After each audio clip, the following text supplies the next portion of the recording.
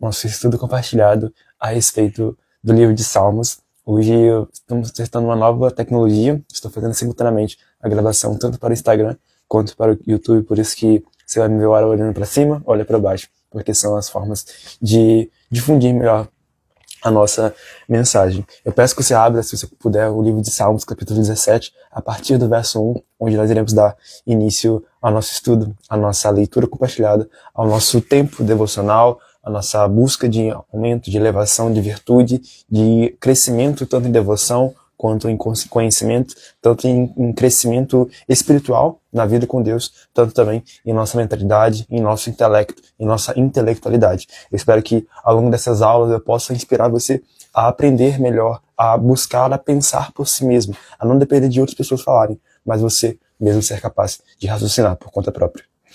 Daremos início, então, portanto, ao versículo 1 do livro de Salmos. Está escrito, do capítulo 17.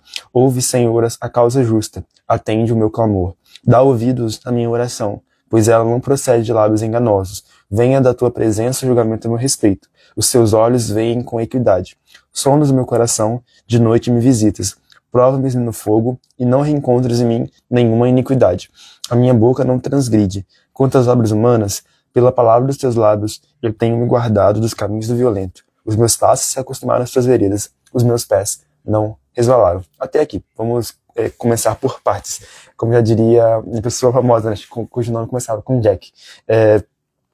O salmista começa a sua oração pedindo para que Deus viesse a ouvi-lo. E aqui já existe uma pérola muito grande, porque isso nos remete a algumas verdades bíblicas fundamentais a respeito de Deus. Dentro da teologia, o estudo a respeito de Deus, principalmente a teologia bíblica, existe a área da teontologia, que é o estudo a respeito de Deus Pai. Existe a teontologia, que é a respeito de Deus Pai, existe a cristologia, que fala de Deus Filho, e a pneumatologia, que fala a respeito do Deus Espírito Santo. Porque sabemos que dentro da hermenêutica, dentro da teologia bíblica, existe a figura da Trindade. O Deus que é um só, mas que subsiste em três pessoas divinas. Ele não são três pessoas, não é um triteísmo, ou talvez como se fosse a filosofia grega, né, a mitologia grega que vai falar sobre Zeus, Hades e Poseidon, que são as três divindades que governam a Terra, mas também não é uma outra heresia que foi conhecida como modalismo, que é um Deus que se manifesta em três pessoas. Ora é como se fosse o Sol, né? Ora é o calor do Sol, ora é a luz solar, ora é o Sol por conta própria. Na verdade, não. É um Deus só, claro, mas cuja a substância divina está nessas três pessoas, subsiste, coexiste em três pessoas, Pai, Filho e Espírito. Portanto, nós percebemos que, assim como Jesus orava, Pai nosso, que estás no céu, o salmista percebe que Deus está no céu, está distante, mas também está acessível ao clamor daqueles que buscam a sua face. E, portanto, nós oramos ao Senhor pedindo a Ele para que venha nos ouvir, para que Ele venha a se manifestar a nós. E isso também vai de encontro a outro tipo de filosofia muito presente em nossa sociedade e modernidade, que é a respeito do Deus que se confunde com a realidade, do Deus, principalmente da filosofia oriental, né, do Deus panteísta, do Deus que ele é a criação. Mas a teologia bíblica, mais uma vez, vai fazer essa distinção. No princípio, criou Deus o céu e a terra. Portanto, existe o Deus que cria e existe a terra que é criadora.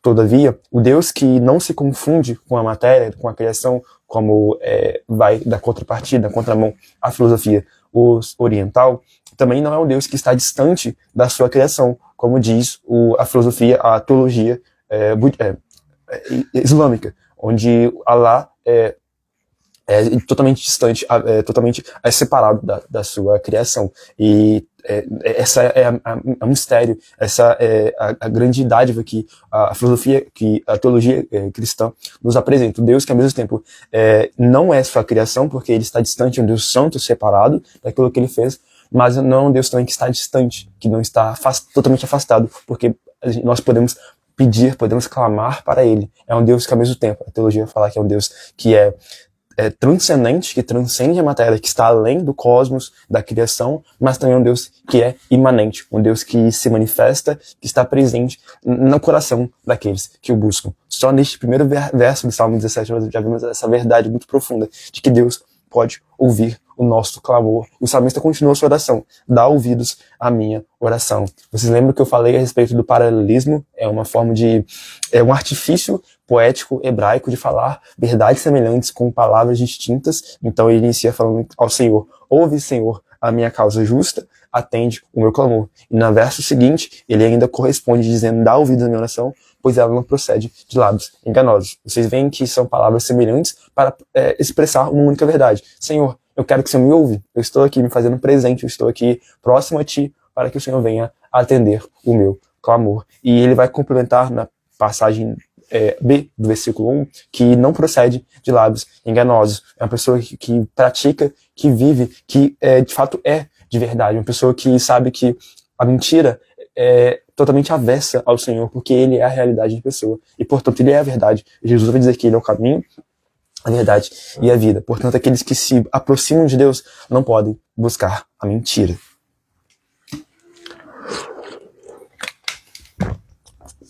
Um dos versículos que nós podemos mencionar aqui, não dá tempo de poder fazer uma análise esmiuçada de todo o Salmo, porque nosso tempo não permite, né? Mas outra coisa que a gente pode mencionar é a respeito do versículo 3, onde vai falar que o Senhor sonda o nosso coração e de noite nos visitas. Se o Senhor permitir, no Salmo de número 139, lá no final do nosso desafio de Salmos, também vai iniciar com uma oração parecida, onde vai falar: Senhor, Tu me sondas e me conheces, sabes o meu deitar e o meu levantar. Eu não vou falar mais spoilers, mas claro que você pode ler por conta própria. E também é esperado que você venha fazê-lo isso. Mas aqui vai falar que o Senhor sonda o nosso coração. E eu lembro que Hernando Dias Lopes, ao fazer uma análise dessa palavra sondar no hebraico, é como o agricultor, que quando vai arar a terra, vai prepará-la para poder fazer o cultivo, o plantio, precisa abri-la, precisa fazê-lo preparado totalmente para que essa terra venha a receber a semente. E parece que essa linguagem que o salmista utiliza aqui é a mesma linguagem para a agricultura.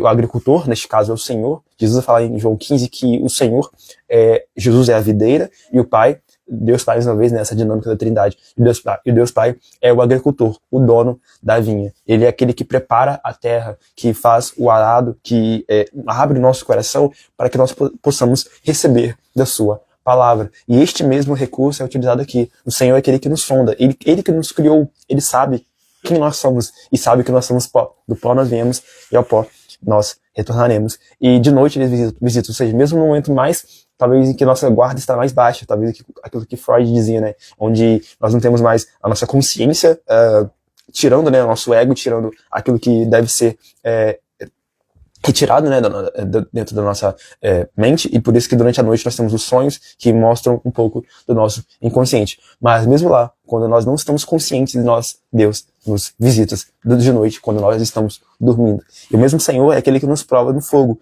e não encontra nenhuma iniquidade se nós vivemos em verdade. E a figura do fogo é muito importante. Paulo, em 1 Coríntios, vai falar que a nossa obra, aquilo que nós fazemos, será provado no fogo, no último dia. O Espírito Santo é como fogo. Os olhos de Jesus, em Apocalipse, são vistos como fogo. Ao redor do trono de Deus existe fogo.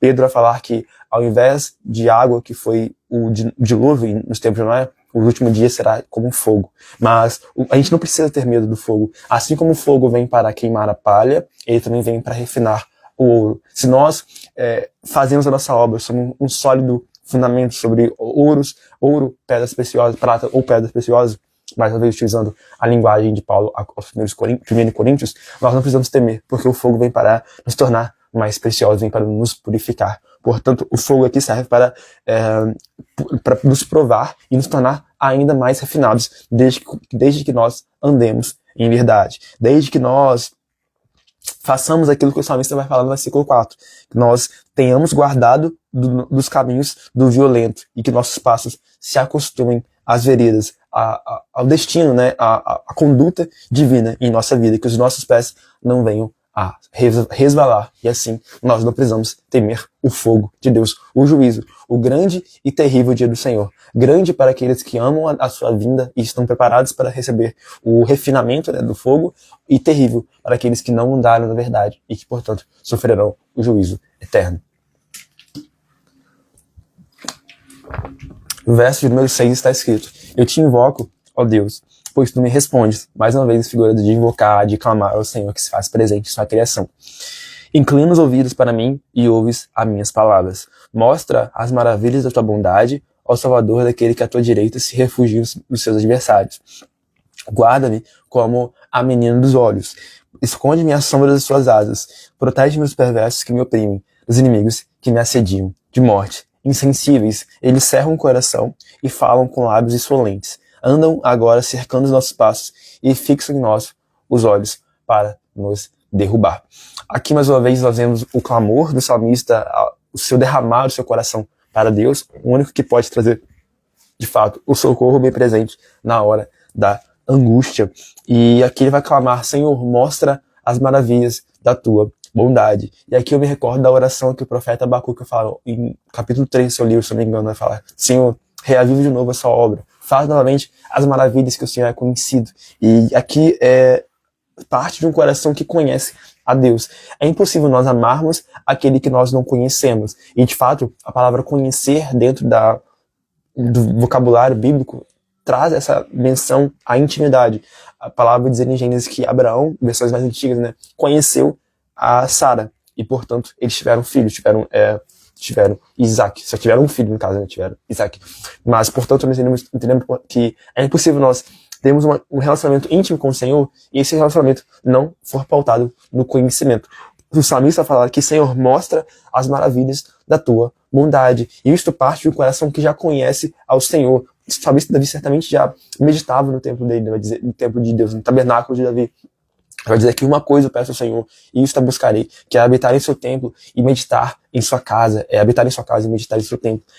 É realmente conhecer o Senhor e, a partir deste conhecimento, poder viver com essa revelação. De fato, a adoração, uma das palavras, né, dos sentidos da palavra adoração é a resposta que nós damos à revelação de Deus. Quando os serafins que Isaías vê em sua visão, em Isaías 6, trazem, né, falam santo, santo, santo, é a partir do lugar que eles vêm de Deus. Eles percebem a revelação de Deus como santo e eles respondem a esta revelação, este conhecimento, que é adorando a Ele na beleza da sua santidade. Portanto, é impossível nós relacionarmos com um Deus que nós conhecemos. E, portanto, o conhecimento da verdade que nos liberta é essencial para uma vida de total devoção ao Senhor.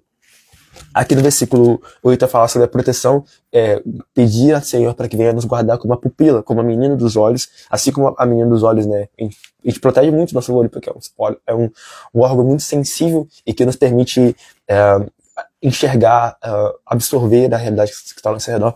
E também o Senhor vai nos proteger, assim como essa pérola de grande valor, que é a nossa pupila, que é o nosso olhar. Aqui eu acho que a gente pode concluir e vamos para a finalização do nosso Salmo de número 17, versículo 12. Parecem-se com um leão os inimigos, ávido por sua presa, ou o leãozinho que espreita de emboscado. Levanta-te, Senhor, enfrenta-os e arrasa-os. Com a tua espada livra a alma do ímpio. Com a tua mão, Senhor, livra-me dos homens deste mundo, cuja porção é desta vida, e cujo ventre tu enches com os teus tesouros, os quais se fartam de filhos, e o que lhes sobra deixam aos seus pequeninos. Eu, porém, na justiça, contemplarei a tua face. Quando acordar, me satisfarei com a tua semelhança. Nós podemos dizer aqui que este Salmo de número 17 vai falar sobre proteção, confiança e entender que o Senhor é aquele que nos guarda. É isso que ele vai falar aqui quando os seus inimigos são comparados com leãozinhos, como o leão ávido por sua presa.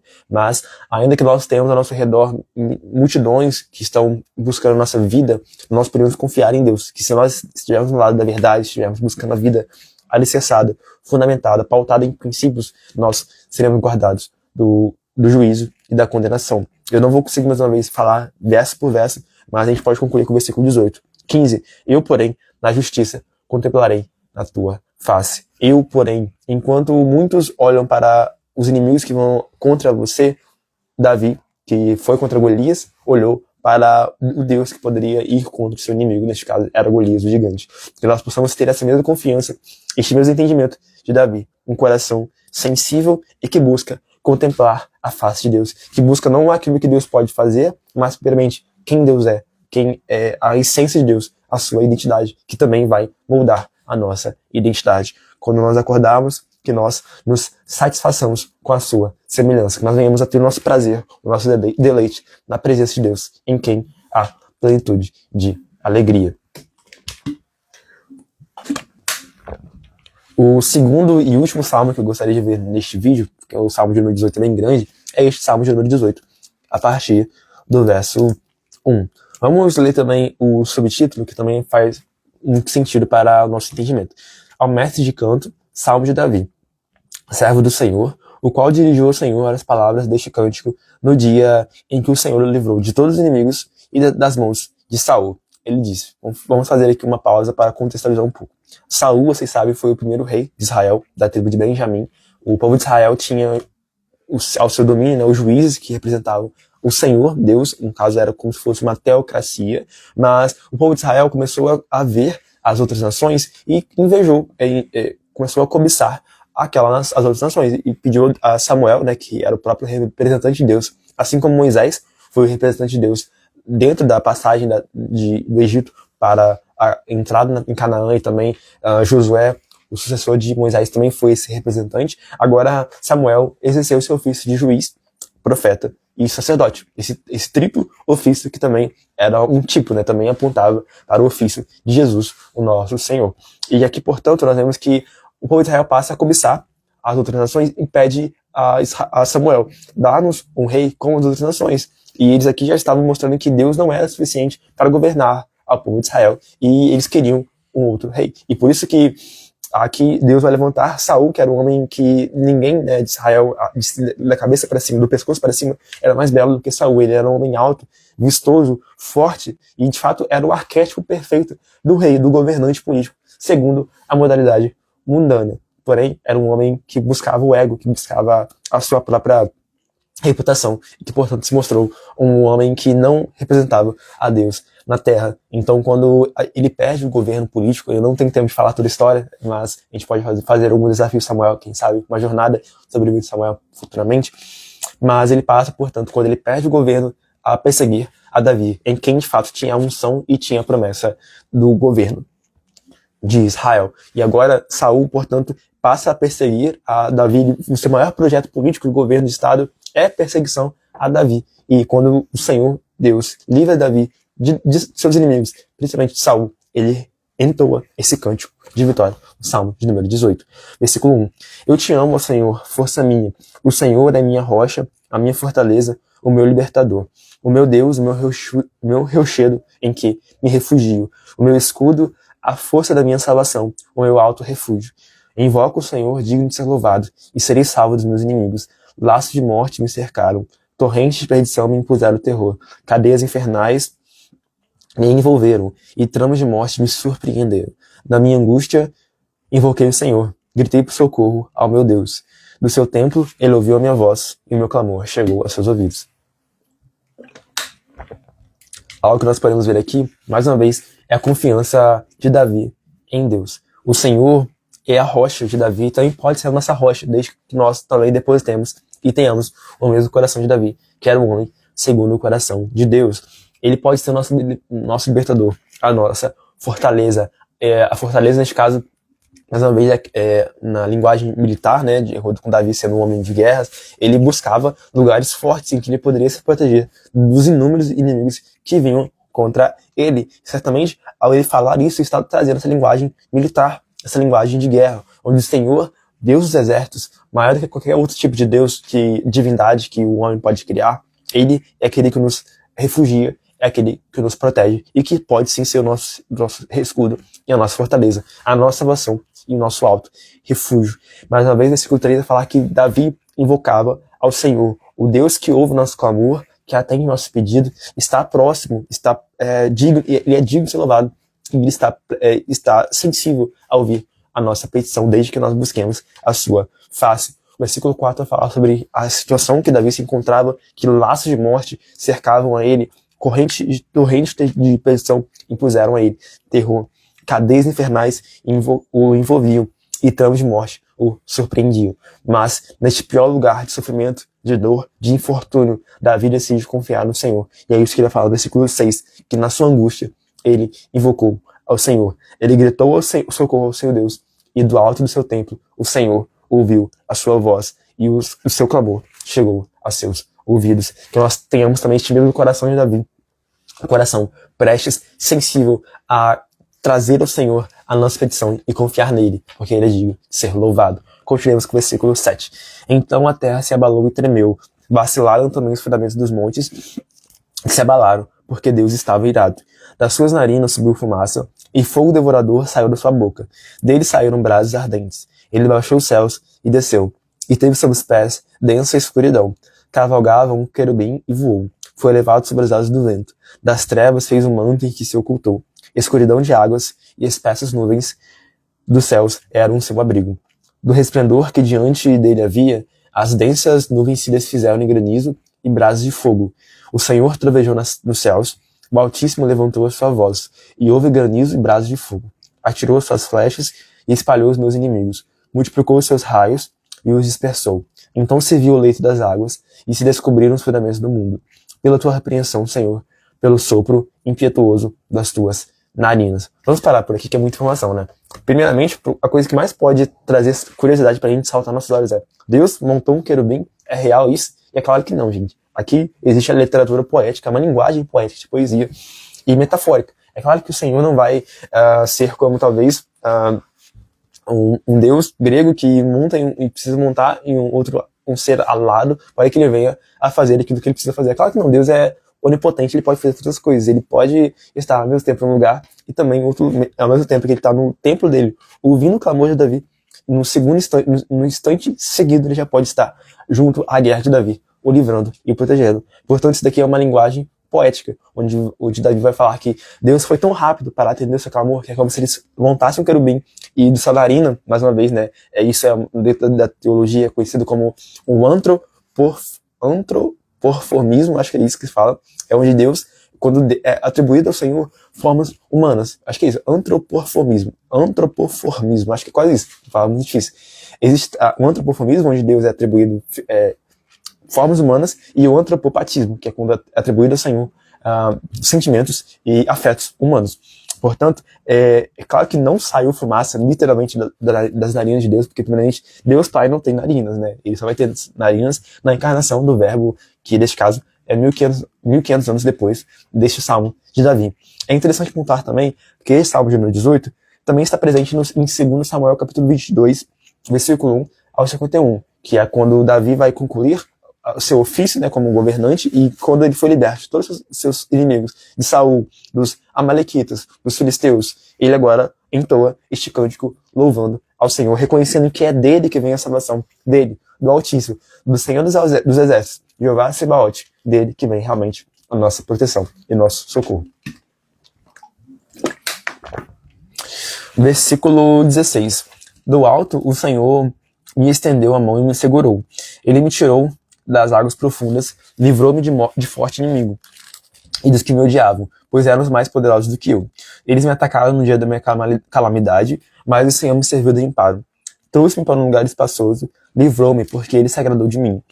O Senhor me retribuiu segundo a minha justiça, recompensou-me conforme a pureza das minhas mãos, pois tenho guardado os caminhos do Senhor, e não me afastei perversamente do meu Deus, porque todos os seus juízos estão diante de mim, e não rejeitei os seus preceitos. Também fui íntegro para com ele, e me guardei da iniquidade. Por isso o Senhor me retribuiu segundo a minha justiça, conforme a pureza das minhas mãos, na sua presença. Para com quem é fiel, fiel te mostras. Com quem é íntegro, também íntegro. Com puro, puro te mostras.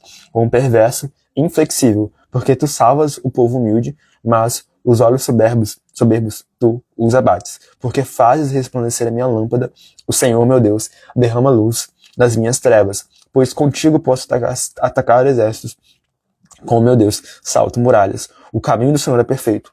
A palavra do Senhor é confiável. Ele é escudo para todos os que nele se refugiam. Uau! Uma coisa que a gente pode ressaltar aqui é a respeito da teologia ou da justiça retributiva.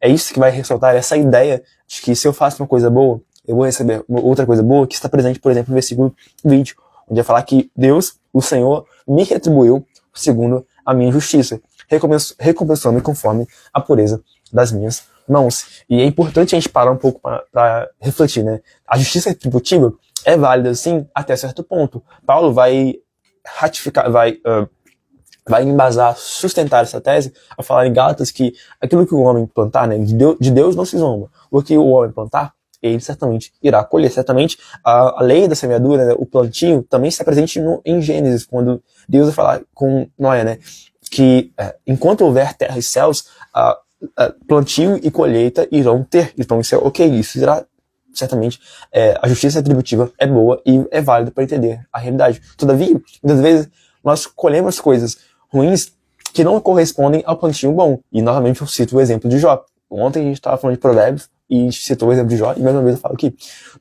O que de ruim Jó fez para que ele colhesse algo ruim?